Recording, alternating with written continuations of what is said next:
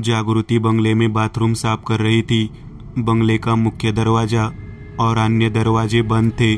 Bathroom के दरवाजे को आंशिक रूप से धक्का दिया गया था और अचानक दरवाजा आंशिक रूप से खुल गया। जागृति ध्यान नहीं दे रही थी। बाथरूम के सफेद फर्श पर काले पैरों के निशान उसकी ओर आ रहे थे। जागृति का ध्यान नहीं था। तभी किसी ने पीछे से उसे धक्का दिया। अचानक हुई घटना से वह थोड़ा घबरा गई। दीवार के सहारे उसने खुद को संवार लिया और पीछे देखा, लेकिन पीछे कोई नहीं था। तभी उसका ध्यान फर्श पर पड़े कदमों की आहट पर गया।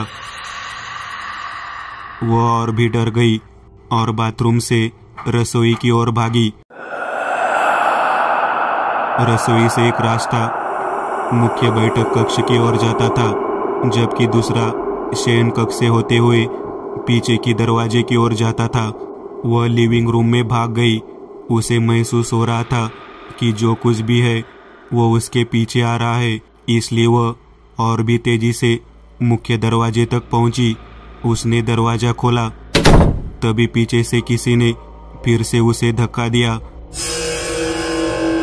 लेकिन इस बार वह दरवाजे के सामने फर्श पर गिर पड़ी। उसने पीछे देखा। डर की एक लहर उसके पैरों से निकलकर उसके सिर में घुस गई। उसका अंग कांपने लगा।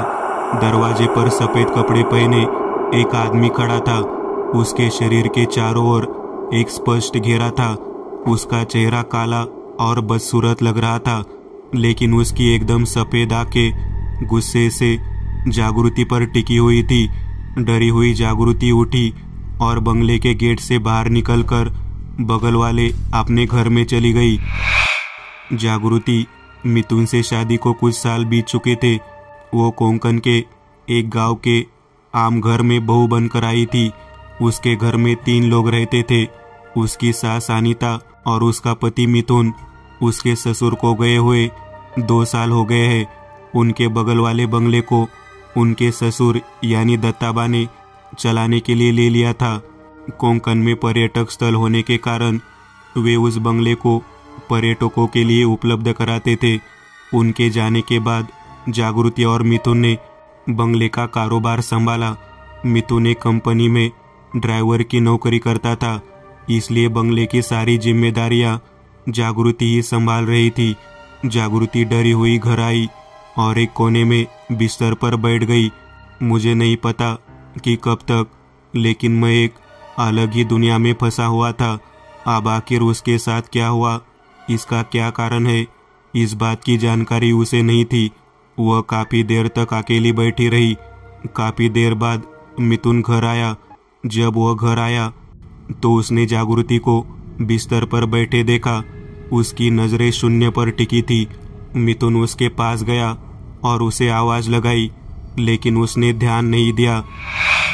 मिथुन ने उसका हाथ पकड़ते हुए कहा, क्या हुआ जागृति?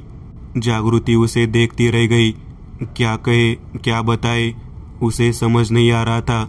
उसने अपनी उंगली पीछे की ओर इशारा करते हुए कहा, वो बंगला, वो आदमी।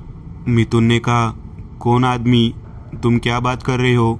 मिथुन को लगा कि जागृति को किसी तरह का झटका लगा है। उसने जागृति से कहा, रुको, शांत रहो, मैं पानी लेकर आता हूँ। मिथुन पानी लेकर आया।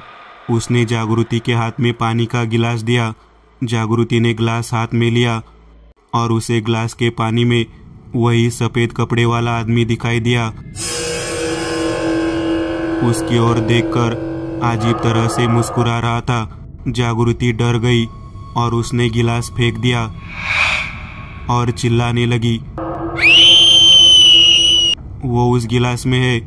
मिथुन ने कहा, पागल हो गए हो क्या? कुछ भी क्या बोल रहे हो? जागृति उसके किसी भी सवाल का जवाब देने के मूड में नहीं थी। वो गिलास में पानी को घूर रही थी। काफी देर बाद जागृति उठी और रसोई में चली गई। उसकी सास अनीता अपनी बेटी के पास रहने गई थी, इसलिए उसे खाना बनाना था। मिथुन कुछ सामान लाने के लिए बाहर गया था। जागृति रसोई में बर्तन धो रही थी। सिंक के नीचे से पानी की एक नली बहती थी और वहाँ एक छोटी सी अलमारी थी।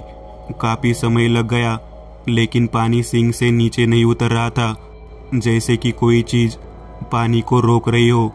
जागृति ने यह देखने के लिए अलमारी का दरवाजा खोला कि ट्यूब में कुछ हुआ है या नहीं। सामने का नज़ारा देखकर वह चौंक गई। नीचे वही आदमी 2 पैरों पर बैठा था। उसका पूरा शरीर सफेद कपड़ों से ढका हुआ था लेकिन चेहरा काला था। जागृति की नज़र उसके चेहरे पर पड़ी। उसकी आंखें भाव शून्य थी। यह सब इतनी जल्दी हुआ कि जागृति को संभलने का वक्त ही नहीं मिला। वह झटके से फर्श पर गिर पड़ी। वह धीरे धीरे घुटनों पर रेंगते हुए अलमारी से बाहर निकल रहा था। जागृति उठी और भागने की कोशिश की लेकिन जैसे ही उसका पैर नीचे पानी पर पड़ा वह फिर फिसल गई। धीरे धीरे वो आदमी उसके करीब आने लगा। जागृति चेहरे पर हाथ रखकर चिल्ला रही थी। इस बीच मिथुन किचन में आया। उसने देखा कि जागृति फर्श पर पड़ी है। उसने कहा, क्या हुआ जागृति, तुम ऐसे क्यों लेटी हो? जागृति ने अपने चेहरे से हाथ हटा लिया, इधर उधर देखने लगी, उठी और बोली, वो आदमी अभी इधर आया था। मिथुन ने झुंझलाते हुए कहा, कौन आदमी, दिखाओ कहाँ है? जागृति के पास कोई जवाब नहीं था। उठने की कोशिश करने लगी लेकिन कमर में चोट लगने के कारण वह ठीक से उठ नहीं पा रही थी। मिथुन ने उसे उठाया और बिस्तर पर बैठाया। उसकी पीठ में बहुत दर्द हो रहा था। मिथुन ने कहा, आप कुछ काम मत कर, आराम कर, मैं बाहर से कुछ खाने के लिए लाता हूँ। मिथुन घर से निकला और सीधे डॉक्टर के पास पहुंचा। डॉक्टर उसका परिचित था। मिथुन को जागृति का व्यवहार बहुत अलग लगा और उसे लगा कि जागृति कुछ महसूस कर रही है। जब उसकी मुलाकात डॉक्टर से हुई उसने उन्हें वह सब कुछ बताया जो घटित हुआ था। डॉक्टर ने कहा, मैं आज घर जाते समय तेरे घर आऊँगा, फिर जागृति की जांच करूँगा। मिथुन वहाँ से निकला और फिर एक होटल से खाने का पार्सल लेकर घर पहुँचा। जागृति वैसे ही लेटी हुई थी। उसके बाद दोनों ने साथ में खाना खाया। खाना खाने के बाद कुछ ही देर में डॉक्टर आ गए। उन्होंने जागृति को चेक किया, उसे एक इंजेक्शन दिया और कहा, आप कुछ काम मत कर, तुझे जल्द ही नींद आ जाएगी। डॉक्टर और मिथुन बाहर आए। डॉक्टर ने कहा, मिथुन, मुझे नहीं लगता कि उसके साथ कुछ भी गलत है। मैंने उसे नींद लाने और दर्द कम करने के लिए एक इंजेक्शन दिया है। कल वो अच्छी नींद होने के बाद वह बेहतर महसूस करेगी। कुछ देर बाद जागृति सो गई। मिथुन भी सो गया। रात 2 बजे कुछ आवाज़ सुनकर जागृति की नींद खुल गई। कोई दरवाज़ा खटखटा रहा था। उसने जोर से पूछा, कौन है बाहर? तभी सामने से उसकी सास यानी अनीता की आवाज़ आई, मैं हूँ, जल्दी दरवाज़ा खोलो। जागृति ने दरवाज़ा खोला। सामने अनीता खड़ी थी। अनीता ने कहा, कितनी देर लगा दी दरवाज़ा खोलने में? आप जल्दी से मेरे साथ चल। जागृति ने प्रश्नवाचक दृष्टि से कहा, अब इस समय कहाँ जाना है माँ? अनीता ने कहा, तू मेरे पीछे तो आ, मैं तुझे बता दूंगी। जागृति उनका पीछा करने लगी। चारों तरफ एकदम अंधेरा था, एकदम सन्नाटा था। हवा में सिर्फ नारियल की कतरने हिल रही थी। रात के अंधेरे में उनकी आकृति बहुत अजीब थी। उसे कोई अंदाजा नहीं था कि अनीता उसे कहाँ ले जा रही है। वहाँ मिथुन की नींद खुल गई। आस पड़ोस में जागृति को न देख वह उसे ढूंढने लगा। उसने घर का दरवाज़ा खुला पाया। जैसे ही उसे अंदाजा हुआ कि जागृति बाहर गई है तो वह बाहर आया और उसे देखने लगा। उसने बाहर कुछ कीचड़ भरे पैरों के निशान देखे। जिस दिशा में पैरों के निशान जा रहे थे उस दिशा में उसने दौड़ना शुरू कर दिया। उसने अपने सामने जागृति को देखा जो सड़क पर चल रही थी। उसने आवाज़ लगाई। उसने पीछे देखा। मिथुन को देखकर वह रुक गई। उसके पास आकर मिथुन ने कहा, तू अकेले कहाँ जा रही है? जागृति ने उसे अजीब नज़रों से देखा और बोली, क्या कह रहे हो? मैं अकेली कहाँ हूँ? ये देखो माँ। वह सामने उंगली दिखाने लगी, लेकिन वहाँ कोई नहीं था। वह इधर उधर देखने लगी और बोली, अरे सच में माँ यही थी, वही मुझे ले आई। मिथुन ने कहा, तू पहले घर चल, फिर हम बात करेंगे। वे दोनों घर आते हैं। मिथुन सोचता है कि जागृति को कोई मानसिक बीमारी है और इसीलिए वह ऐसा व्यवहार कर रही है। उसने कहा, अभी सो जा, और अगर कोई शोर मचाए तो पहले मुझे बताना। कुछ ही देर में जागृति की आंख लग गई, लेकिन मिथुन अभी भी जग रहा था। उसने सोचा अगले दिन वह जागृति को तालुका गांव में मनोचिकित्सक के पास ले जाएगा। अगली सुबह जब जागृति उठी तो मिथुन ने उससे कहा, जल्दी करो, हमें तालुका गांव जाना है। जागृति बोली, इतना अचानक? मिथुन ने कहा, हाँ तू चल तो तुझे पता चलेगा। कुछ ही देर में जागृति तैयार हो गई और वो दोनों निकल पड़े। कुछ ही देर में वो तालुका गांव पहुंच गए।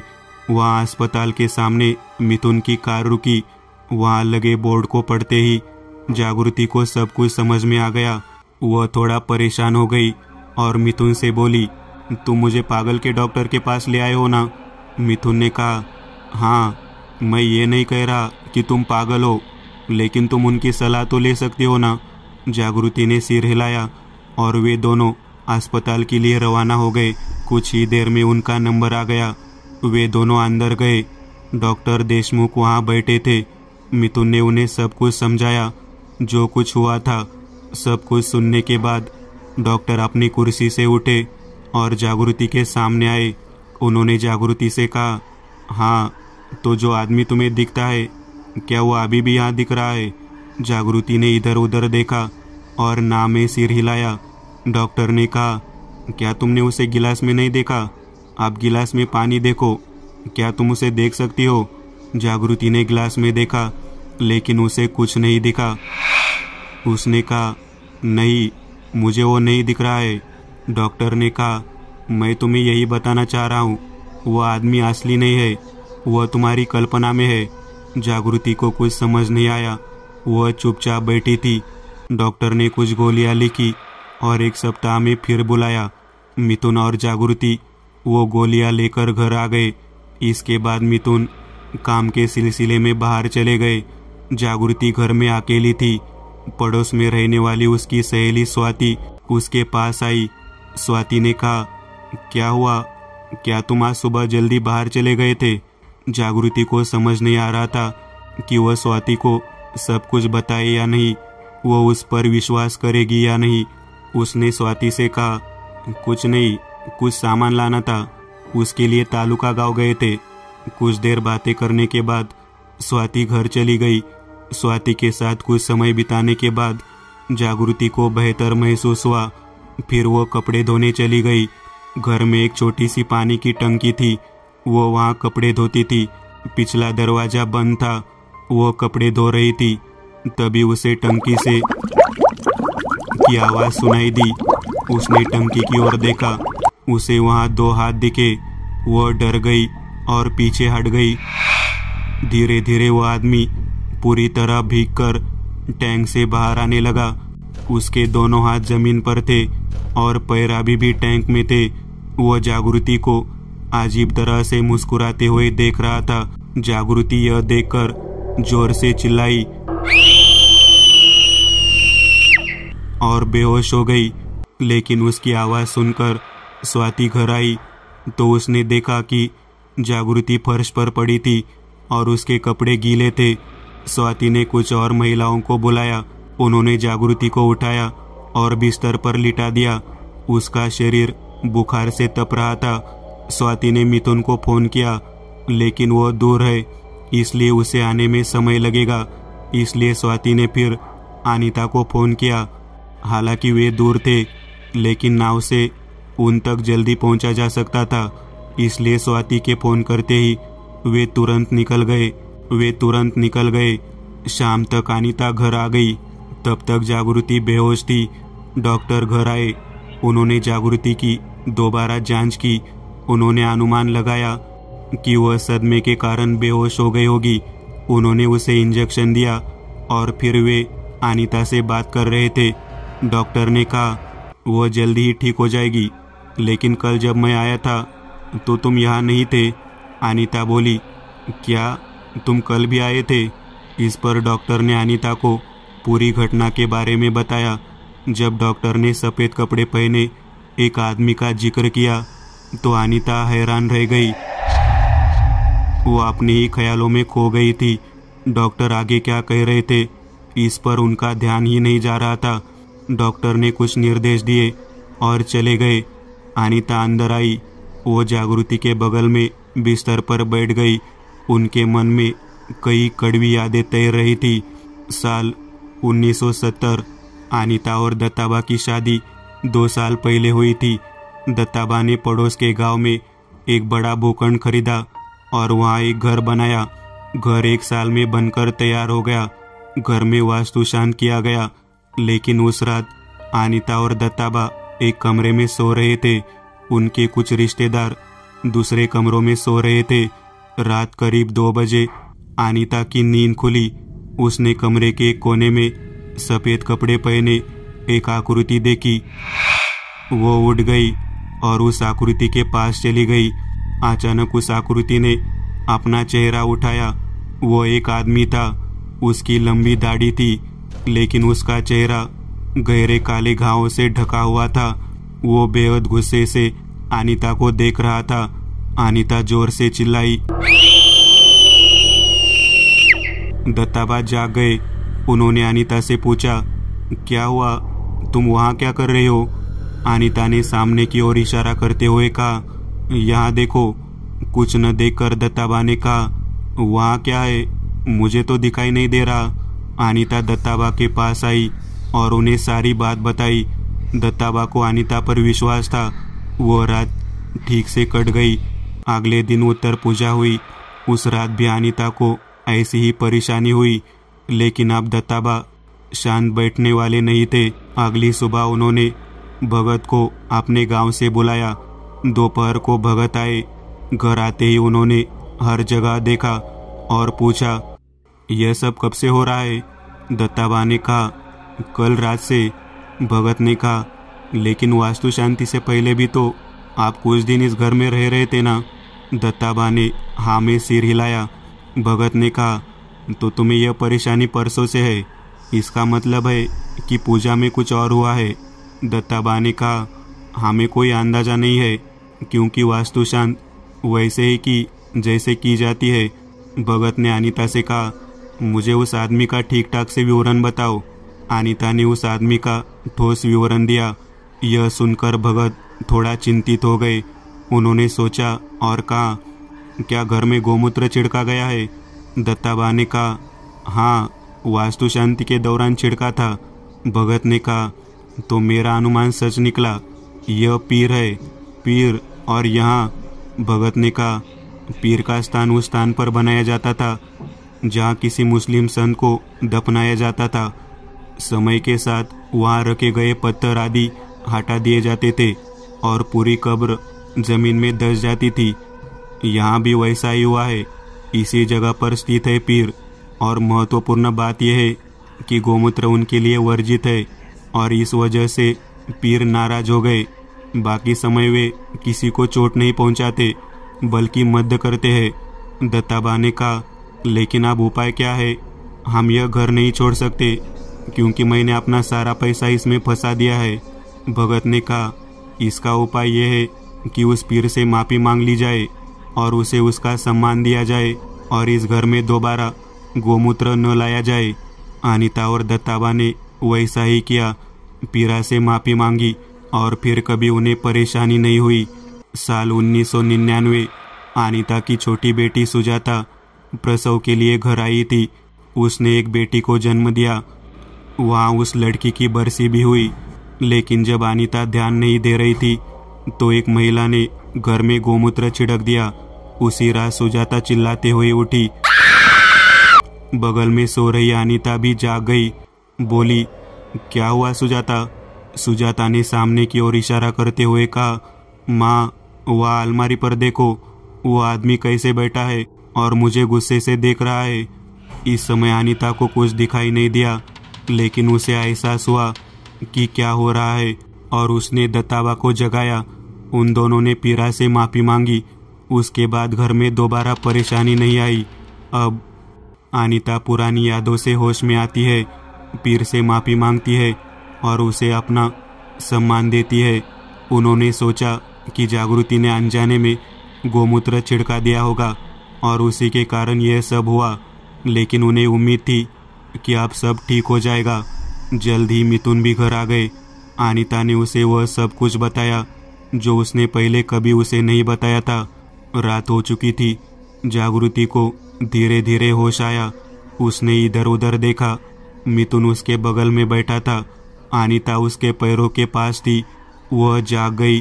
अनीता ने कहा, आ गया होश, आप चिंता मत कर, तुझे कुछ नहीं होगा। जागृति को जब होश आया तो उसने खाना खाया और फिर अनीता के साथ बैठकर बातें करने लगी। अनीता ने उसे उस वक्त जो कुछ हुआ उसकी पूरी कहानी बताई। वो उठी और बाथरूम में चली गई। जैसे ही वो बाहर आ रही थी, अचानक उस छोटी पानी की टंकी से 2 हाथ बाहर निकले और उन्होंने जागृति को पानी में खींच लिया। वह संघर्ष करने लगी। पानी में होने के कारण वह चिल्ला नहीं सकी। उसने अपने हाथ और पैर हिंसक ढंग से हिलाने शुरू कर दिए। पास के तख्ते पर रखे गिलास को धक्का लगा और वह गिर गया। शोर सुनकर अनीता अंदर आई और देखा कि जागृति आंशिक रूप से पानी में डूबी हुई है। उसने मिथुन को बुलाया। अनीता और मिथुन उसे बाहर निकालते हैं। वह फिर से बेहोश हो जाती है। मिथुन फिर डॉक्टर को बुलाता है। 2 दिन में तीसरी बार डॉक्टर उनके घर आते हैं। डॉक्टर ने कहा, जागृति को पानी से कोई नुकसान नहीं हुआ और कहा वह डर कर बेहोश हो गई। आज रात ध्यान रखना, उसे कहीं अकेले जाने मत देना। डॉक्टर के जाने के बाद अनीता ने दरवाज़ा बंद कर दिया और बोली, ये तो कुछ अलग बात है मिथुन, पीरा ने कभी ऐसी तकलीफ नहीं दी। तभी मिथुन का ध्यान जागृति के पैरों पर गया। उसके पैर के नाखून काले पड़ गए थे। उसने यह बात अनीता को बताई। अनीता हैरान रह गई। उसने ऐसा पहले कभी नहीं देखा था। उन्हें एहसास हुआ कि यह कुछ अलग और डरावना है। उसी समय उन्होंने अपनी बड़ी बेटी योजना, जो पुणे में रहती थी, यह बताने के लिए फ़ोन किया। योजना ने कहा, ऐसा तो मैंने भी नहीं सुना, लेकिन एक सज्जन है जिन्हें हम जानते हैं जो इसमें मदद करेंगे। मैं उन्हें फ़ोन करती हूँ। तब तक तू उस भगत के बेटे को फ़ोन लगा। अनीता ने उस भगत के बेटे यानी संतोष को फ़ोन किया। उसके पिता भगत की विरासत उसके पास आई थी। संतोष को स्थिति की गंभीरता का एहसास हुआ और वो रात 12 बजे के बीच वहाँ पहुँच गया। जब वो घर आया तो अनीता ने उसे सब कुछ बताया। संतोष ने यह देखने के लिए कमरे के बीच में एक केले का पत्ता रखा कि यह वास्तव में क्या था, और कुंकुआ ने उस पर कुछ रेखाएं खींची और शक्ति का आह्वान किया। लेकिन उस अपील में संतोष का अति आत्मविश्वास झलक रहा था। काफ़ी देर से संतोष किसी मंत्र का जाप कर रहा था। उसका अनुष्ठान चल रहा था। सुबह 3 बजे और अचानक उसके सामने केले के पत्ते से कुंकू धुल गया। उसे कुछ समझ नहीं आया। अचानक न जाने कहां से पानी आ गया और अगले ही पल किसी ने संतोष को हवा में उठाया।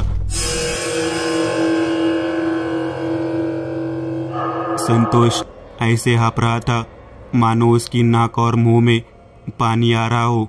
उसने जेब से तुलसी माला निकाली और किसी तरह से वह छूट गया। वह वैसे ही घर से बाहर भागा और अंधेरे में खो गया। इधर अनीता और मिथुन परेशान थे। उनके सामने इतनी भयानक घटना घट चुकी थी कि उन्हें समझ नहीं आ रहा था कि क्या कहे और क्या करे। तभी अनीता का फ़ोन बजा। स्क्रीन पर नंबर दिख रहा था। फ़ोन उठाया। सामने से आवाज़ आई, मैं एकदंत बोल रहा हूँ, योजना ने आपका नंबर दिया था। मैं नाके के गणपति मंदिर के पास हूँ। वहाँ से घर आने का पता पूछने के लिए फ़ोन किया था। अनीता ने एकदंत को घर पहुँचने के सारे लक्षण बताए। अनीता बाहर खड़ी एकदंत का इंतजार कर रही थी और एक कार उनके घर के सामने रुकी। उसके एक तरफ से एकदंत उतरे। इस बार उनकी पोशाक अलग थी।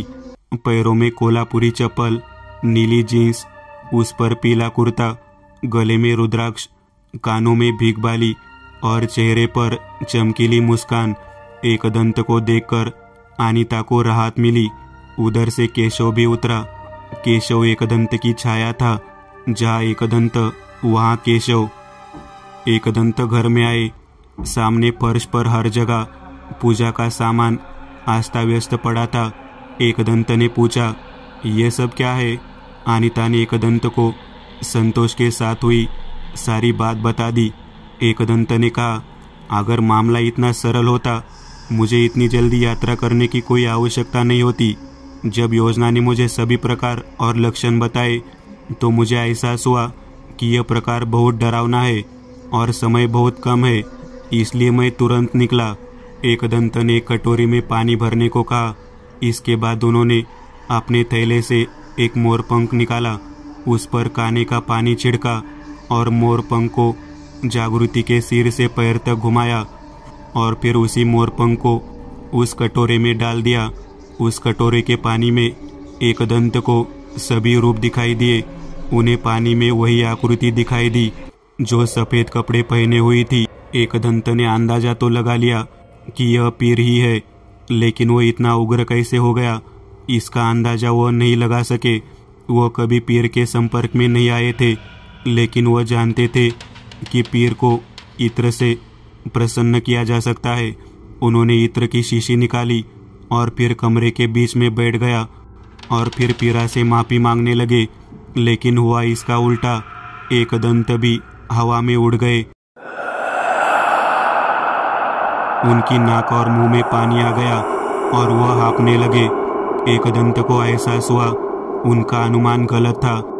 उन्होंने अपनी जेब से काने जल की एक बोतल निकाली और उसके सामने छिड़क दी, लेकिन कुछ नहीं हुआ। यह उनके लिए एक और बड़ा झटका था। कोई भी बुरी ताकत काने जल के सामने टिक नहीं सकी। एकदंत समझ गए कि यह कैसी बात है। उन्होंने अपनी जेब से लाइटर निकाला और जलाकर सामने रखा तो एकदंत छूट गए। एकदंत ने केशव को इशारा किया।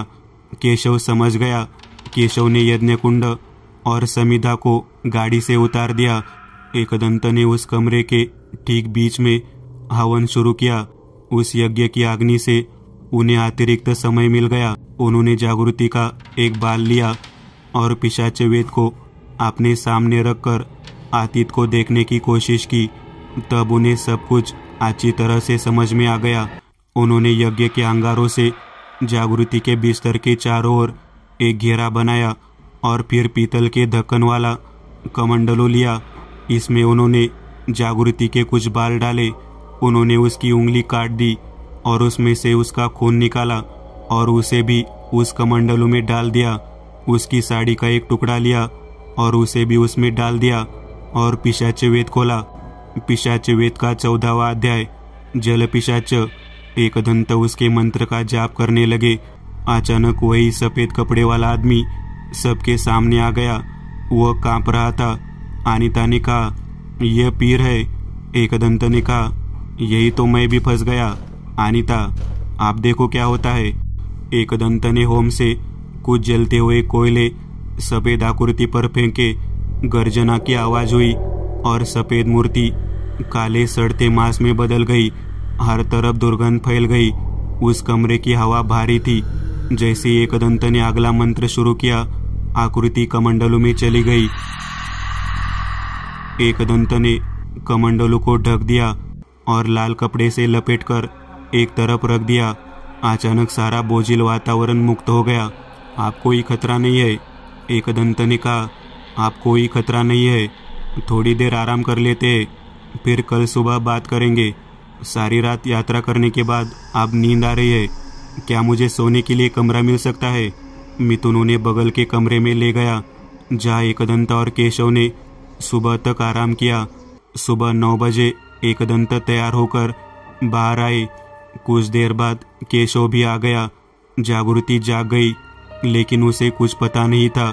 अनीता ने जागृति को सारी बात बताई। वह अवाक रहकर सुन रही थी। इतना सब कुछ हुआ, लेकिन वह बिल्कुल भी होश में नहीं थी। एकदंत ने कहा, उसका होश में रहना संभव नहीं था, वह पूरी तरह से उसके प्रभाव में थी। जागृति ने कहा, वास्तव में वो कौन था? एकदंत ने कहा, गिरहा। क्या ये वाकई सच है? मैं तो बचपन से कहानियां सुनती आ रही हूँ। हाँ, मैंने भी सुना है, लेकिन ये गिरहा यहाँ कैसे, और उसका रूप? एकदंत ने कहा, 2 दिन पहले जागृति कुछ महिलाओं के साथ शिवलिया, एक प्रकार की मक्खी जो चट्टान से चिपकी रहती है, इकट्ठा करने के लिए खाड़ी में गई थी। उस समय दोपहर के 12 बजे थे। जैसे अन्य भूतों का अपना समय होता है, वैसे ही गिरहा का भी। गिरहा का मतलब होता है जल भूत। जो व्यक्ति डूबकर भयानक मौत मरता है, वह गिरहा बन जाता है। इसकी शक्ति पानी है। और हाँ, यातना, यह गिरहा किसी का भी रूप ले सकता है। उसे तरह तरह से लोगों पर अत्याचार करने में मजा आता है। तभी जागृति का पैर एक चट्टान से टकरा गया और कट गया। उसका खून वही गिर गया, और क्योंकि गिरहा का समय चल रहा था, इसलिए वो खून के निशान पर जागृति का पीछा करता रहा। जब वो घर आया तो उसे एहसास हुआ कि पीरा यहाँ है, और फिर उसने अपना रूप बदल लिया और पीरा का रूप धारण कर लिया। तो वो उसी रूप में सबके सामने आ रहा था। मैंने भी उसका वही रूप देखा और मैं मूर्ख बन गया। मैं उसके जाल में फंस गया। लेकिन जब मैंने उस पर काने का जल डाला और उसे कुछ नहीं हुआ, तो मुझे एहसास हुआ कि वो एक जल पिशाच था, इसलिए उस पर कुछ प्रभाव नहीं हुआ। लेकिन मैं एक बात जानता था, भूत आग से डरते हैं, इसलिए जैसे मैंने लाइटर अपने सामने रखा, उसने मुझे छोड़ दिया, और हवन की वजह से उसकी ताकत कम पड़ी। और वह यहाँ जिसके लिए आया था, वह जागृति और उसका खून, मैंने उसे लालच दिखाकर उसे कमंडलों में बंद कर दिया। जागृति ने कहा, इसीलिए तो वो मुझे पानी के जरिए परेशान कर रहा था, और उस रात भी वह माँ जैसा दिखने वाला वही था। बिल्कुल, अगर मिथुन नहीं जागा होता तो वह तुम्हें खाड़ी में ले गया होता और आगे कुछ भयानक होता। अनीता ने कहा, बाप रे, यह कितनी भयानक स्थिति है। हम तुम्हारी वजह से बचे, लेकिन अब आप इस कमंडलू का क्या करेंगे? अगर इसका ढक्कन खोल दिया जाए तो ये वापस आ जाएगा ना? एकदंत ने मुस्कुराते हुए कहा, नहीं, क्योंकि यह मेरे तहखाने में महफूज रहेगा। एकदंत ने इस केस को भी अच्छे से सुलझा लिया था, और इससे भी भयानक केस उनका इंतजार कर रही थी।